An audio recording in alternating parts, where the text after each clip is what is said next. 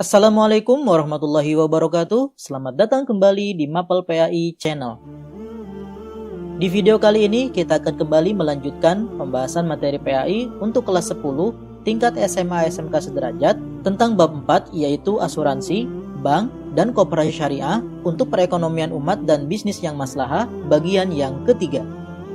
Untuk bagian yang pertama dan bagian yang kedua, silakan cek link pada deskripsi video ini.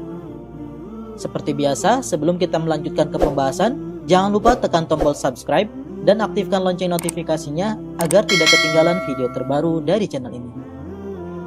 Baik, pada materi bab 4 bagian ketiga ini, kita akan membahas tentang koperasi syariah. Koperasi syariah adalah badan usaha koperasi yang menjalankan aktivitas usaha dengan prinsip, tujuan, dan kegiatannya berlandaskan pada Al-Quran dan hadis. Pengertian yang lain bisa dikatakan bahwa koperasi syariah adalah badan usaha yang beranggotakan orang-orang atau badan hukum koperasi dengan landasan kegiatannya berdasarkan prinsip syariah sekaligus sebagai gerakan ekonomi kerakyatan dengan prinsip kekeluargaan. Berdasarkan Peraturan Menteri Koperasi dan Usaha Kecil Menengah Nomor 16/MPR/KUKM/9/2015 pada pasal 1 butir 2 dan 3 disebutkan bahwa koperasi syariah disebut juga dengan istilah KSPPS, Koperasi Simpan Pinjam dan Pembiayaan Syariah, dan USPPS, Unit Simpan Pinjam dan Pembiayaan Syariah. Secara umum, koperasi syariah dikelola secara bersama-sama oleh anggotanya, di mana setiap anggota memiliki hak suara yang sama dalam pengambilan keputusan dan pembagian keuntungan dalam koperasi dihitung berdasarkan peran serta dan andil dari masing-masing anggota, yang disebut juga dengan sisa hasil usaha atau SHU. Koperasi syariah di Indonesia sering juga disebut dengan Baitul Mal wat Tamwil atau BMT.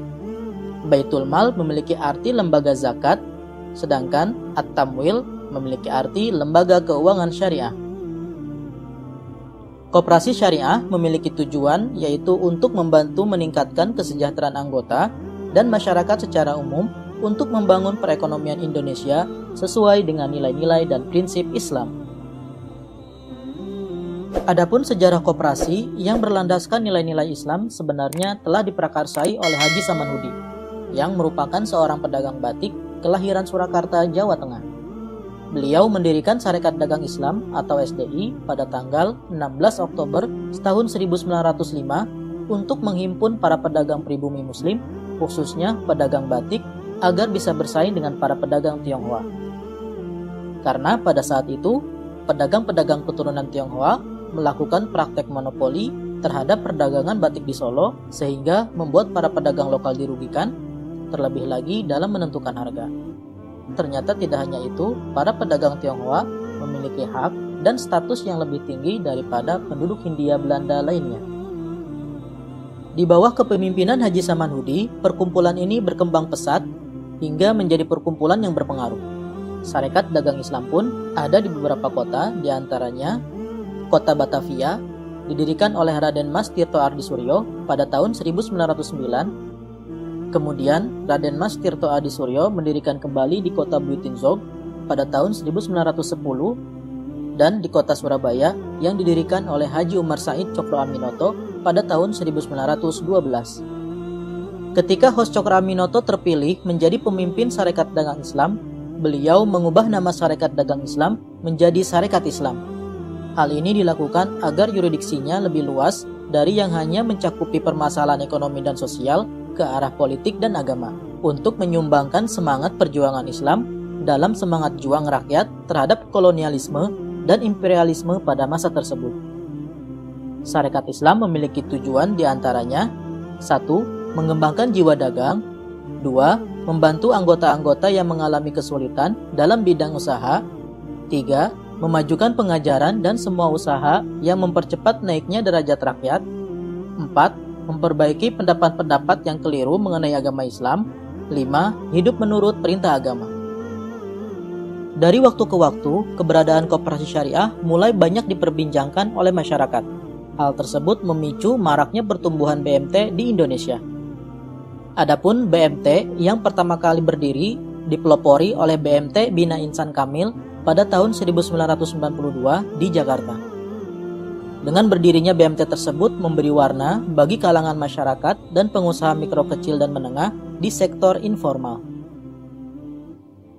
Menurut Undang-Undang Nomor 25 Tahun 1992, BMT berhak menggunakan badan hukum koperasi sehingga BMT memiliki persamaan dan perbedaan dengan koperasi umum.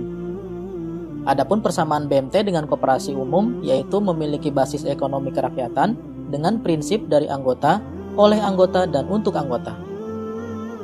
Sedangkan perbedaan BMT dengan koperasi umum yaitu terletak pada teknis operasionalnya. BMT yang berdasarkan syariah tidak memberlakukan bunga dan menggunakan etika moral dengan mempertimbangkan kaidah halal haram pada saat melakukan usahanya, sedangkan koperasi umum berdasarkan pada peraturan dan kesepakatan bersama saja. Selanjutnya, dasar hukum koperasi syariah. Dalam melaksanakan kegiatannya, koperasi syariah berlandaskan kepada 1. Al-Quran dan hadis, di mana di sana disebutkan ada prinsip tolong-menolong atau ta'awun dan saling menguatkan takaful. 2. Pancasila dan Undang-Undang Dasar 1945. Di dalam Pancasila, terutama sila kelima, disebutkan bahwa keadilan sosial bagi seluruh rakyat Indonesia.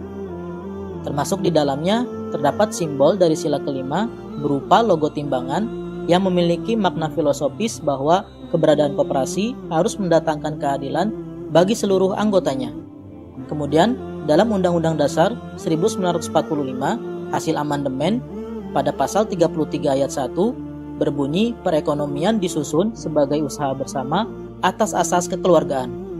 Berdasarkan pasal tersebut sangat relevan dengan asas dan prinsip koperasi, yaitu asas gotong royong dan kekeluargaan, di mana koperasi sendiri memiliki prinsip dari anggota, oleh anggota, dan untuk anggota koperasi.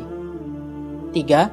Peraturan Menteri Koperasi dan Usaha Kecil dan Menengah KUKM nomor 16/M/M.UKM/9/2015 tentang pelaksanaan kegiatan usaha simpan pinjam dan pembiayaan syariah oleh koperasi, di mana merupakan regulasi yang terbaru untuk mengatur tentang tata kelola koperasi syariah yang ada di Indonesia.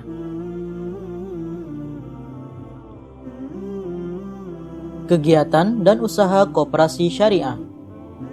Setiap usaha yang dijalankan oleh koperasi syariah harus mengacu kepada fatwa dan ketentuan Dewan Syariah Nasional Majelis Ulama Indonesia, serta tidak boleh bertentangan dengan peraturan perundang-undangan yang berlaku di Indonesia. Berikut ini beberapa jenis kegiatan dan usaha yang dijalankan oleh koperasi syariah. 1. Penghimpunan dana. Untuk mengembangkan koperasi syariah, tentunya pengurus koperasi harus memiliki strategi, kreativitas, dan inovasi dalam menggalang dana, mencari sumber dana baik yang diperoleh dari anggota maupun pinjaman atau dana-dana yang bersifat hibah dan sumbangan.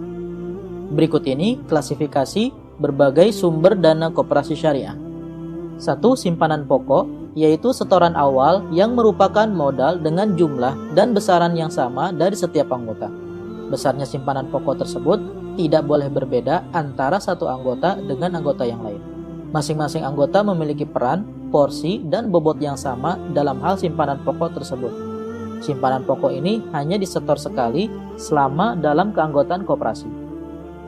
2. Simpanan wajib, yaitu simpanan yang besarnya ditentukan dalam rapat anggota dengan jumlah yang disepakati dan penyetorannya dilakukan secara periodik dan terus-menerus hingga keanggotaan dalam koperasi syariah tersebut dinyatakan berakhir. 3. Simpanan sukarela, yaitu simpanan sebagai sebuah bentuk investasi dari anggota yang memiliki kelebihan dana, kemudian berinisiatif untuk menyimpannya di koperasi syariah. Adapun besaran dari simpanan sukarela ini bebas dan tidak diberikan batasan minimal maupun maksimal, sesuai dengan kerelaan dan inisiatif daripada anggota tersebut.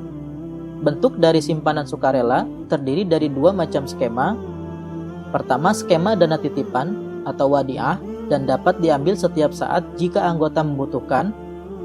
Kedua, skema dana investasi yang sengaja ditujukan untuk kepentingan investasi dengan mekanisme bagi hasil, baik revenue sharing, profit sharing, maupun profit and loss sharing. Sumber dana koperasi syariah yang keempat yaitu investasi dari pihak lain. Koperasi syariah dapat menjalin kerjasama dengan bank-bank syariah ataupun bank milik pemerintah dan penyedia dana lainnya dengan prinsip mudharabah atau musyarakah. Berikutnya, kegiatan dan usaha koperasi syariah yang kedua yaitu penyaluran dana. Dana yang dihimpun dari anggota, baik simpanan pokok, simpanan wajib, simpanan sukarela, dan lain-lain, haruslah disalurkan kembali kepada anggota maupun calon anggota dengan prinsip bagi hasil, mudharabah musyarakah, jual beli, piutang mudharabah, piutang salam, piutang istisna, dan sejenisnya. Bahkan jika sudah memungkinkan, maka koperasi syariah dapat menyalurkan dana dalam bentuk pengalihan utang atau hiwalah, sewa menyewa atau ijarah, ataupun pemberian manfaat dalam bidang pendidikan, dan lain-lain. 3. Investasi atau kerjasama.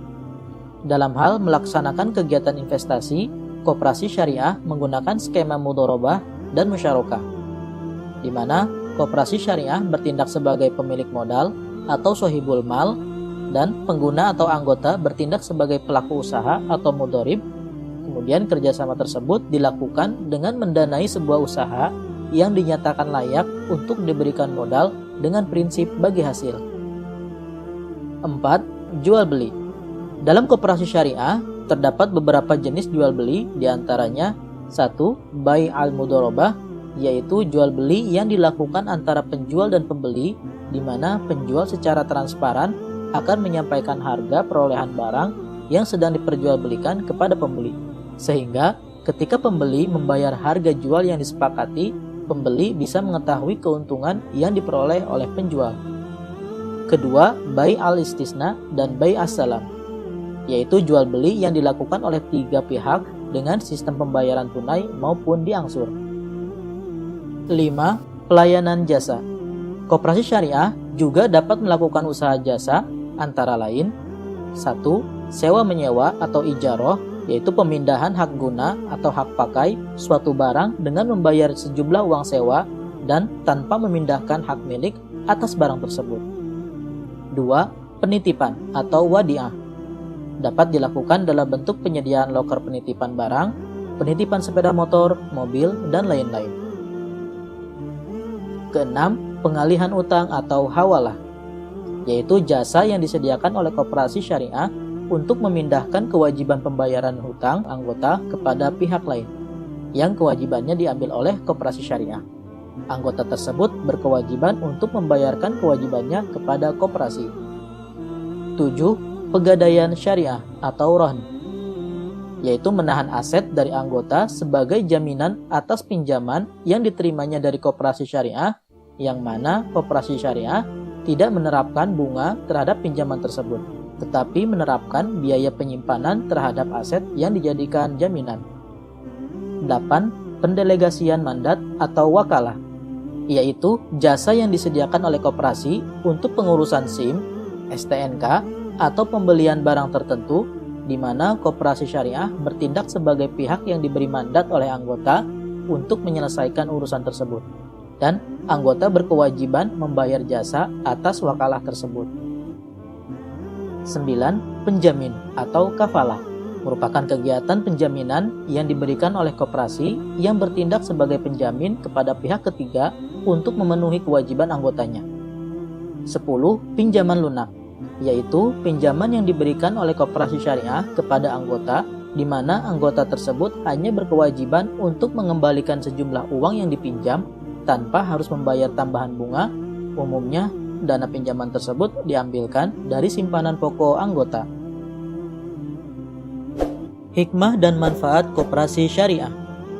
Adapun manfaat dari koperasi syariah yang dapat dirasakan oleh masyarakat diantaranya adalah 1. Mengembangkan potensi diri anggota.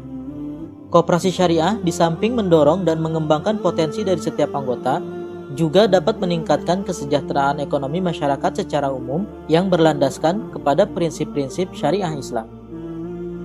2. Meningkatkan kualitas sumber daya manusia.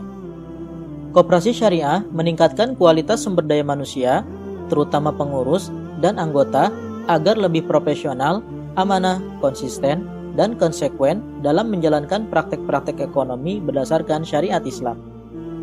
3. Meningkatkan perekonomian nasional. Perekonomian nasional dapat meningkat berkat usaha bersama berdasarkan asas demokrasi dan kekeluargaan. 4. Penghubung penyedia dan pengguna dana. Koperasi syariah menghubungkan penyedia dana dengan pengguna dana sehingga pemanfaatan ekonomi akan menjadi lebih optimal. 5. Memperkuat keanggotaan koperasi. Anggota koperasi syariah jadi lebih kuat karena adanya saling kerjasama dalam melakukan pengawasan terhadap operasionalisasi koperasi. 6. Membuka dan memperluas lapangan kerja. Dengan adanya koperasi syariah dapat membuka dan memperluas lapangan pekerjaan baik bagi anggota dan masyarakat umum. 7. Membantu UMKM. Dengan adanya koperasi syariah dapat membantu tumbuh dan kembangnya usaha kecil mikro dan menengah dari para anggota koperasi. Baik, cukup sekian pembahasan materi bab 4 bagian yang ketiga tentang koperasi syariah. Kurang lebihnya kami mohon maaf. Tekan jempol ke atas jika menyukai video ini dan share sebanyak-banyaknya. Jangan lupa tekan tombol subscribe dan aktifkan lonceng notifikasinya agar tidak ketinggalan video terbaru dari channel ini. Jazakumullah khairan katsir. Terima kasih banyak yang sudah menonton video ini. Kita tutup dengan membaca doa kafaratul majlis. Bismillahirrahmanirrahim. Subhanakallahumma wa bihamdika asyhadu an la ilaha illa anta astaghfiruka wa atubu ilaik. Sampai jumpa lagi di video pembahasan selanjutnya. Wassalamualaikum warahmatullahi wabarakatuh.